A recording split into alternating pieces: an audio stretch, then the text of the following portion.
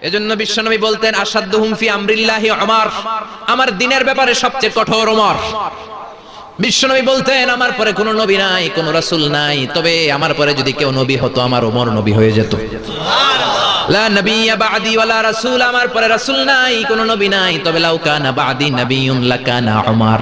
প্রভু তুমি বলেছো রাসূল দেবে না, বলনি দেবে না ওমর, বলনি দেবে না হামজা তারি, খালিদ বিজয়ী সমর। প্রভু তুমি বলেছো রাসূল দেবে না, বলনি দেবে না ওমর, বলনি দেবে না হামজা তারি, খালিদ বিজয়ী সমর। প্রভু তুমি বলেছো রাসূল দেবে না। আল্লাহু আকবার।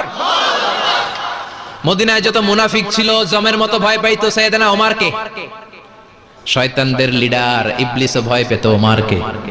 বিশ্বনবী বলেন ওয়াল্লাযী নাফসি বিয়াদিহি, ওমর ওই সত্তার কসম যেই সত্তার হাতে আমার আত্মা, মা লাকিয়াকা শাইতানু সালিকান ফাজ্জান ইল্লা সালাকা ফাজ্জান গায়রা ফাজ্জিক।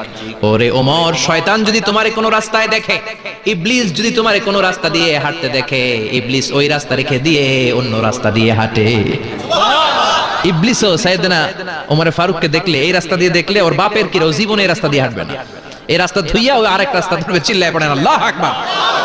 কাফেররা ভয় পেত, মুনাফিকরা ভয় পেত, শয়তান ভয় পেত, এমনকি বিশ্বনবীর বিবিরাও ভয় পেত। সুবহানাল্লাহ পড়েন। বিশ্বনবীর বিবিরা বিশ্বনবীরে ধরলেন, আমার এইটা কিনা দেন, ওইটা দেন। বিশ্বনবী কয় টাকা নাই, ক্ষমতা নাই, সামর্থ্য নাই, বেশি কথা কইলে তালাক নিয়ে যাও, তোমাদের চেয়েও সুন্দরী অনেক সতী সাধবী নারী আল্লাহ ব্যবস্থা করে দিবে। বিবিরা মাঝে মাঝে খুনসুটি করতো, নবীরে ধরতো, এটা নাই ওইটা নাই, এটা দেন। একবার সব বিবিরা টাইট করে ধরছে, ও নবী আয়েশার ঘরে যেদিন থাকেন সাহাবারা বেশি হাদিয়া পাঠায় কেন, আমাদের ঘরে যেদিন থাকেন পাঠায় না কেন?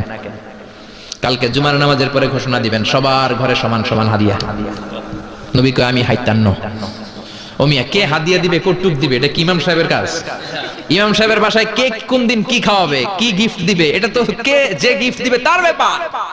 বিশ্বনবী বললেন আবু বকরকে সবাই ভালোবাসে, তাই আবু বকরের মেয়ের ঘরে যেদিন আমার ডেট পরে থাকার সময় ওই দিন হয়তো বেশি হাদিয়া পাঠায়, তোমাদের ঘরে পাঠায় না, আমার বলার কোনো সুযোগ। বিবিরা কয় না আপনারে বলতেই হবে। নবী কয় আমি পারবো না, বিবিরা কয় পারবেন। ইন দ্য মিন টাইম দরজার উপর থেকে কে যেন সালাম দিল, আসসালামু আলাইকুম ওয়া রাহমাতুল্লাহ। বিশ্বনবী বললেন ওয়া আলাইকুম আসসালাম। বিশ্বনবী বুঝতে পারলেন সালামটা আমার ওমরের সালাম। বিশ্বনবী সালামের উত্তর দিয়ে বিবিদের দিকে তাকায়, দেখে একটা বিবি ওর সামনে নাই, সব উধাও, ভ্যানিশ হয়ে গেছে। ওই যে ওমর, সুবহানাল্লাহ পড়বেন না? এই জন্য ওমরকে শয়তানও ভয় পেত। আমাদের বাচ্চাদেরকে, আমার মেয়ে একটা মাত্র মেয়ে, খাইতে চায় না, শুধু আমার মেয়ে না, অধিকাংশ বাচ্চাদের এই অবস্থা। ওর আম্মু এদিক দিয়ে খাওয়ায়, আবার দৌড় দেয়, আবার আমি খাওয়াই, আবার কান্নাকাটি করে, বলে গল্প শোনাও, তাই লেখাবো। এখন গল্প শোনাইলেও খায় না। বর্তমান সময়ের ছেলে মেয়েগুলো এরকম, এত জ্বালাতন করে, খেতে চায় না তো বলতে হয় বাঘ আসবে বাঘ, সিংহ আসবে সিংহ, সিংহ মামা আসবে, ঘুমাও ঘুমাও, এগুলো আমরা বলি না? বড় দোষী তো আপনারা কি বলেন? বাচ্চা যদি না ঘুমায়, না খাইতে চায়, এগুলোই তো বলে। বাঘ আসবে, বিড়াল আসবে। মদিনাতে ওমরে ফারুক যখন খলিফা, মদিনার কোনো বাচ্চারা যদি না খেতে চাইতো, না ঘুমাইতে চাইতো, মদিনার মায়েরা বলতো তাড়াতাড়ি ঘুমাও, ওই যে ওমর আসতেছে ওমর। আল্লাহু আকবার। কি শাসক ছিলেন সাইয়েদনা ওমর! সবাই সমান, উনার বিধান, উনার রীতি সবার জন্য সমান। মদ খাওয়ার অপরাধে নিজের কলিজার টুকরা ছেলে আবু শাহমাকে 80টা বেত মেরেছে। হাদিসটা দাঈফ, তবে শিক্ষা আছে আমাদের জন্য। 80টা বেত মেরেছে। এক রাওয়ায়াতে পাওয়া যায় বেত মেরে ছেলেটাকে আহত করে ফেলেছে, আর এক রাওয়ায়াতে পাওয়া যায় পিটাতে পিটাতে ছেলেটাকে দুনিয়া থেকে শেষ করে ফেলেছে। ছেলের মুখে গন্ধ পেয়েছে। আর শারিবতা খামরান, কিরে মদ খাইছস? কয় না বাবা, শারিবতু নাবিজ, আমি নাবিজ খেয়েছি। নাবিজ খাওয়া যায়। নাবিজ হচ্ছে রাতের বেলা আরবরা দুধের মধ্যে শক্ত খুরমা ছেড়ে দেয়। 1 কেজি দুধের মধ্যে 10টা শক্ত খুরমা ছেড়ে দিলে সকালবেলা দুধের কালারটা সাদা থাকে না, শক্ত খুরমার রস টেনে ওটা লাল হয়ে যায়, খেতে বড় মজা, এটাকে বলে নাবিজ। কিন্তু সকালেই খেতে হবে। ওইটারে যদি 3 দিন জমায় রাখেন, 4 দিন জমায় রাখেন, ওইটাও গাঞ্জা হয়ে যাবে, ওইটাও তারি হয়ে যায়, মদ হয়ে যায়। সাইয়েদনা ওমরের ছেলে এই কাজ করেছেন, একটু তারির স্বাদ নেয়ার জন্য 4 দিন রেখে দিয়েছে। সাইয়েদনা ওমর বললেন কি খাইছস? কয় মদ খাই নাই। নাবিজ খাইছস? এদিকে আয়। ইফতাহ ফামাক, মুখ খোল।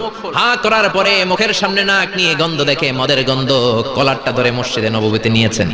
ইন দা মিন টাইম মসজিদে নববীতে জোহরের নামাজ হয়। নিজের ছেলেকে মসজিদে নববীর উস্তুয়ানা বলে, উস্তুয়ানাতু মসজিদুন নববী, মসজিদে নববীর পিলারে বেঁধেছেন। যেহেতু উনি খলিফা, মসজিদে নববীর ইমাম, জোহরের নামাজের ইমামতি করলেন, সালাম ফিরালেন, আসসালামু আলাইকুম রাহমাতুল্লাহ, আসসালামু আলাইকুম রাহমাতুল্লাহ। সালামের পর বললেন, মাকানাকুম ইনদানা হাদ, সুন্নতের পর বসে যাবেন, আমাদের একটা হদ আছে। আল্লাহর দেয়া যে বিধান, বিচার, এটাকে আরবিতে বলে হাদ, প্লুরাল হচ্ছে হুদুদ।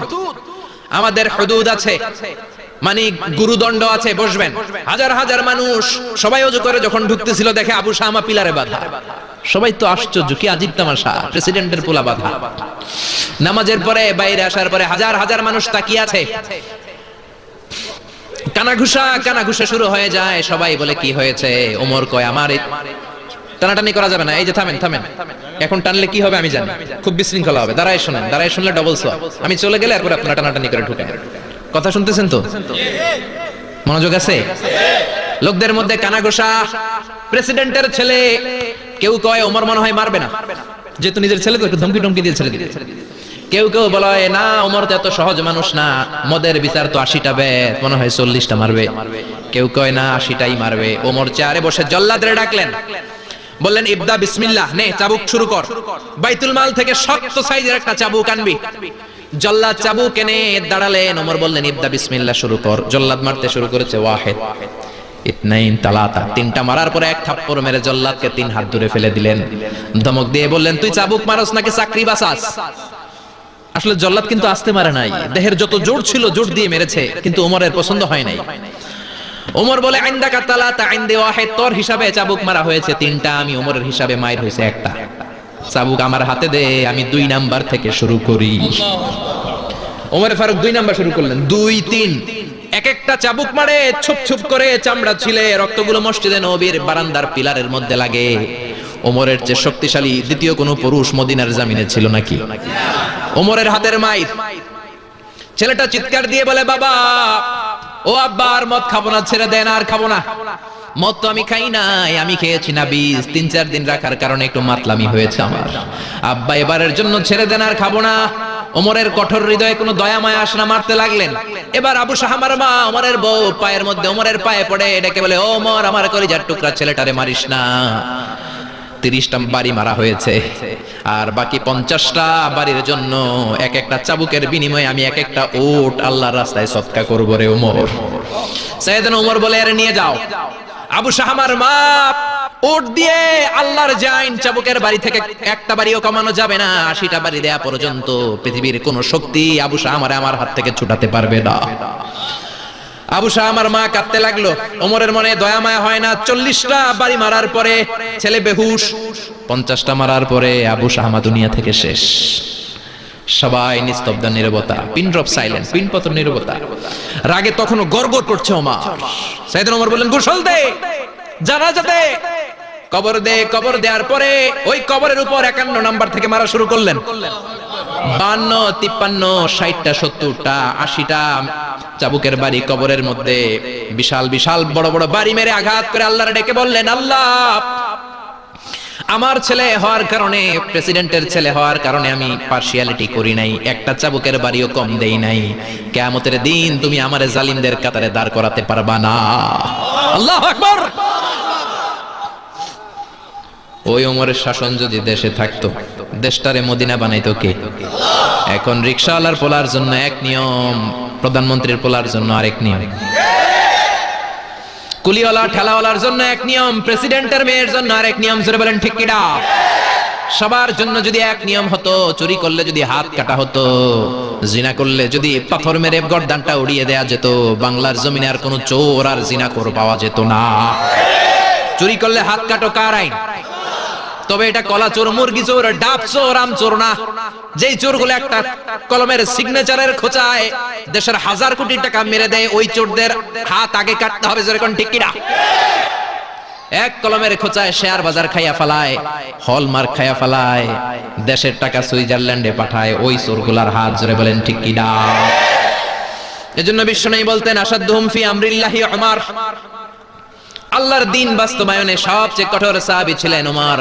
আবু বকর ছিলেন নরম, ওমরের মেজাজকে গরম বানাইছে কে? এই জন্য ইসলামের মধ্যে যেমনি সহনশীলতা আছে, আবার ইসলামের মধ্যে বিদ্রোহ আছে না নাই? অন্যায় দেখলে থামিয়ে দেওয়ার দরকার আছে রে।